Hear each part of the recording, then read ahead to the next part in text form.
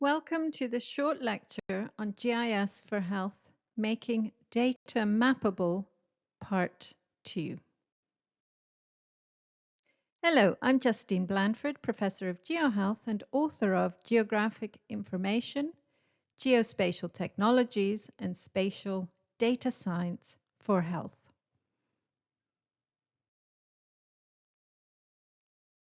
Earlier, I spoke a little bit about geographic data and also different types of geographic features that can be used to summarize data.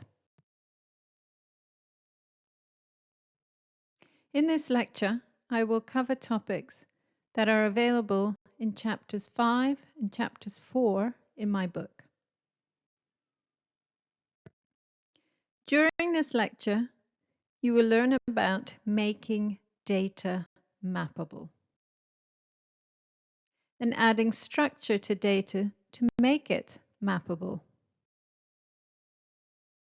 In part 1, you learned about different geographic information that can be used to summarize data.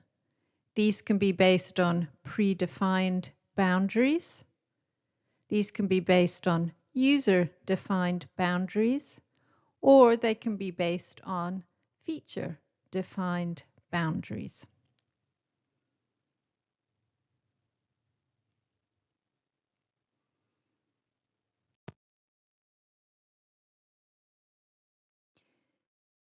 Geographic information can be collected from a variety of sources. They can be obtained or extracted from images or maps. They can be collected through a variety of different mobile devices, such as watches or mobile phones. Or we can extract information from different documents. If we're going to make information mappable, we need to think about how we're going to structure that data so that we can put it on a map. So just a reminder, data. The real world is very complex and is comprised of many different pieces of information. When we transform this information or the real world into a digital format, we need to create separate pieces of information that represent those different features.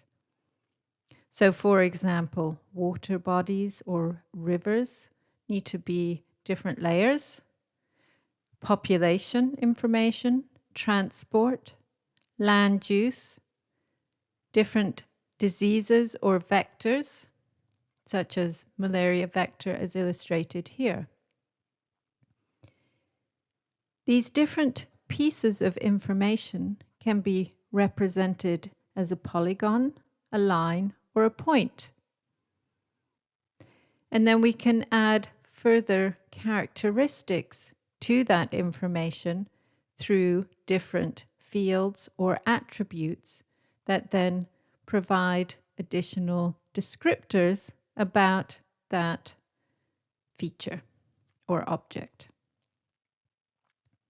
We can also add different geographic information, such as XY coordinates, lat-long coordinates, or an address or a place name.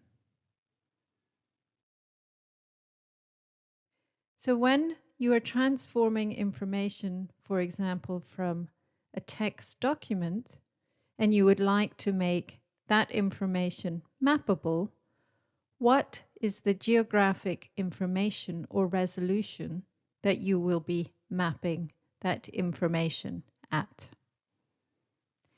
Here are different examples of boundary information that are available for most countries.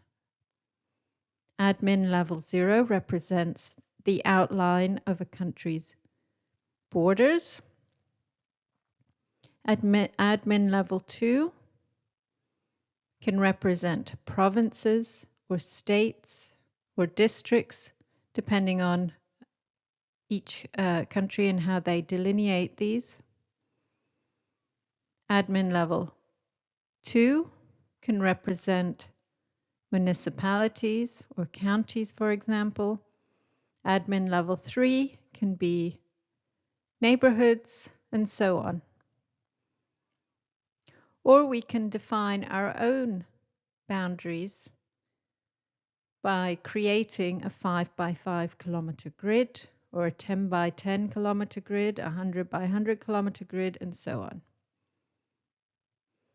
So take a moment to think about, if you had some information, what level would you want to summarize that information at?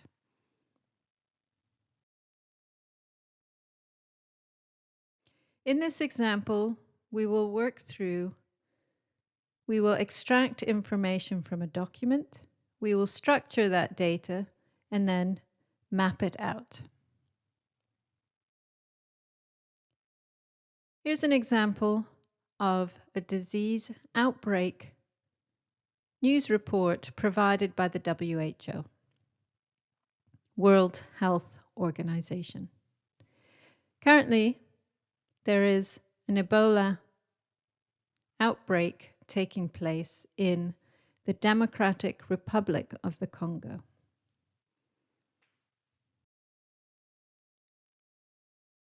Here is a summary of that report.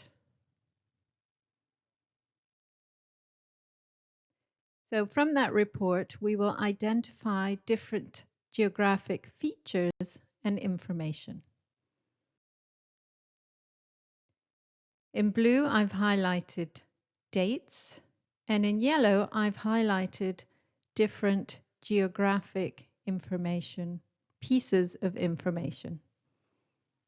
So for example, Democratic Republic of the Congo, this is country level information, or we have the Bulapi Health Zone, which is a zone, a delineated zone, and we also have the Kasai province. And then there's some additional information later on in the document. So thinking about that, let's think about how to structure that information. Here I've created a table that we will populate. And if you remember earlier, I showed you different boundary information of admin level 0, admin level 1, admin level 2, admin level 3, etc. In this document, think about the different pieces of information and how you would capture that. So we know that there's admin level 0 information. We know that a province has been named. We also know that a health zone has been named, among other things. So what information are we going to put where?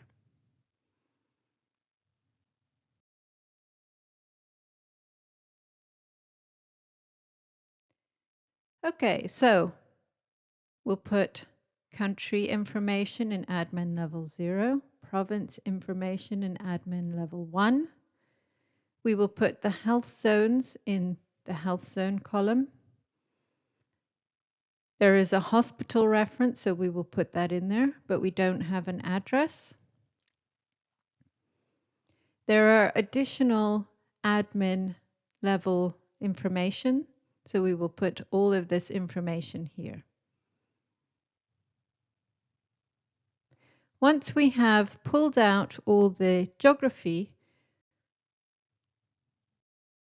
we then need to find the relevant geographic data sets so that we can map the information. So based on how we've summarized everything, how many geographic data sets do you think are needed?